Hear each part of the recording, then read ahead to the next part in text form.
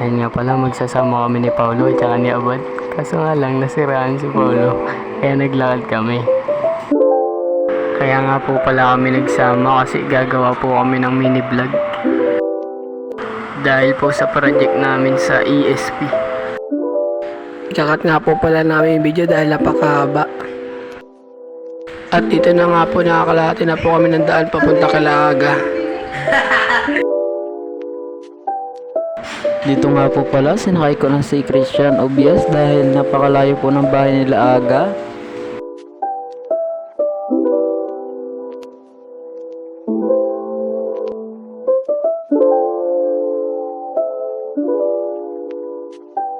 Dito nga po pala, ipaliko na kami papunta kay Aga.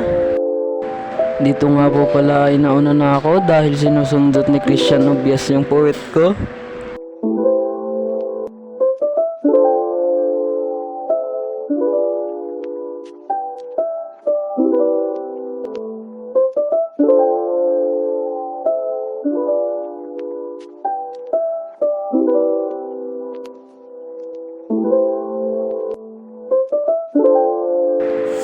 Pasensya nga po pala sa ating mga nadadaanan dahil looban nga po pala ang bahay nila Aga.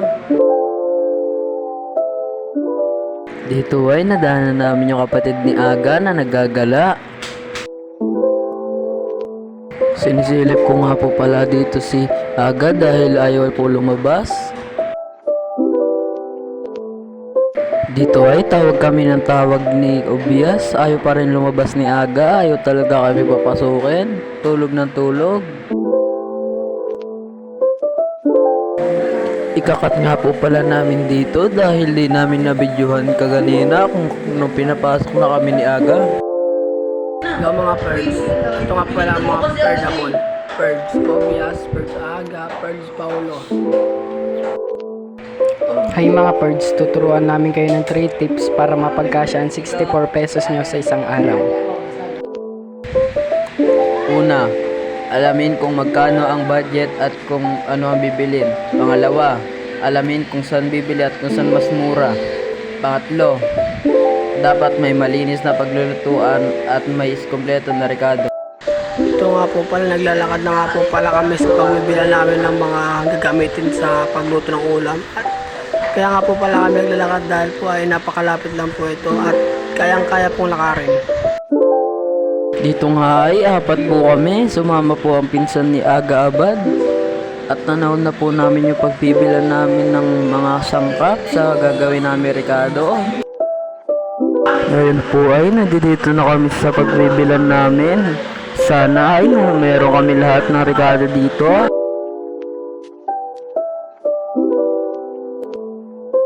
Nagtitingin-tingin na nga po pala sila ng mga bibilin namin.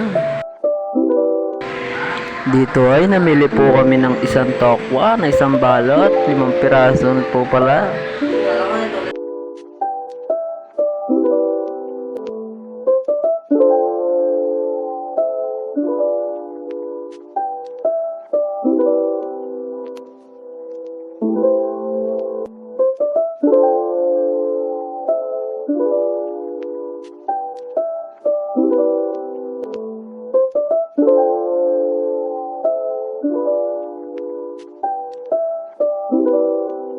Tapos po ay namili po kami ng isang sibuyas para mapagkasya yung pera namin.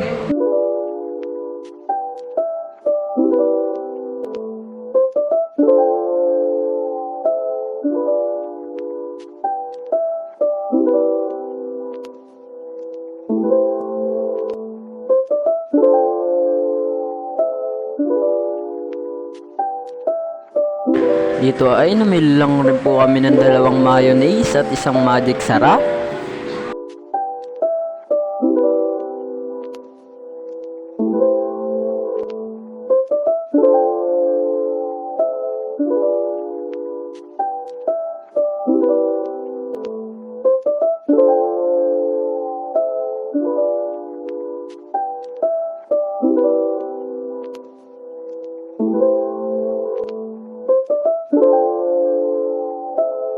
At dito po ay pabalik na rin po kami kay Aga dahil po nabili na po namin lahat ng rekado.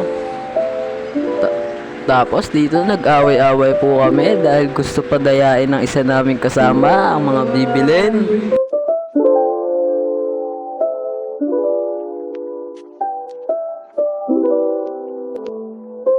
Ito po ang aming mga nabili sa halaga 60 pesos at may sukli pa po kaming 4 pesos.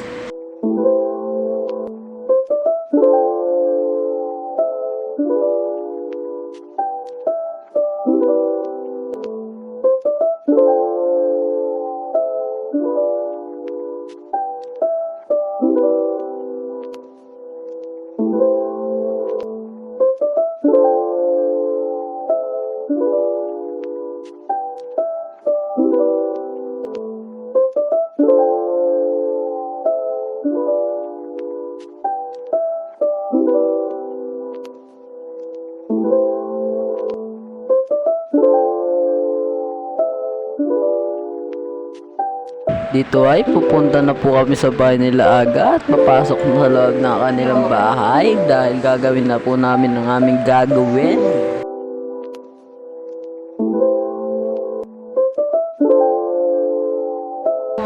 Dito po ay tinatanggal na po ni Christian ng tokwa sa plastic.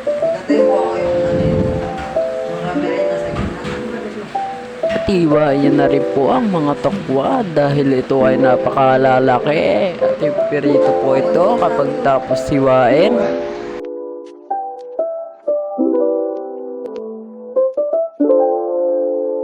Dito po ay nagkaway-away po kaming tatlo dahil po sa maling pagkat sa paghiwa ni Christian sa mga tokwa.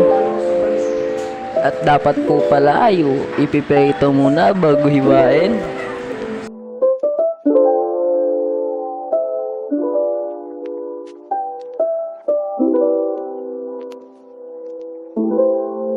Dito po ay tinuloy na lang po ni Christian Nobias ang paghiwa dahil nasimulan na rin po kahit po nag-away-away kami tatlo.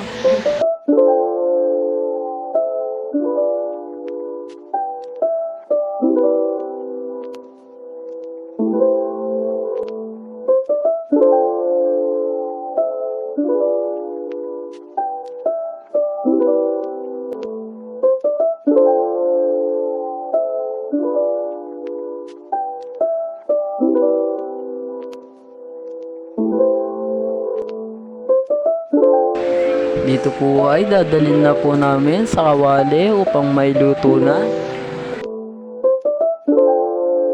Dito po ay binuksan na ni Paulo ang kawali at kalan upang mapagprito na po ng mga tokwa. Dito po ay papas forward na lang po namin ang video dahil po ito ay napakatagal. Kaya po panoorin nyo na lang.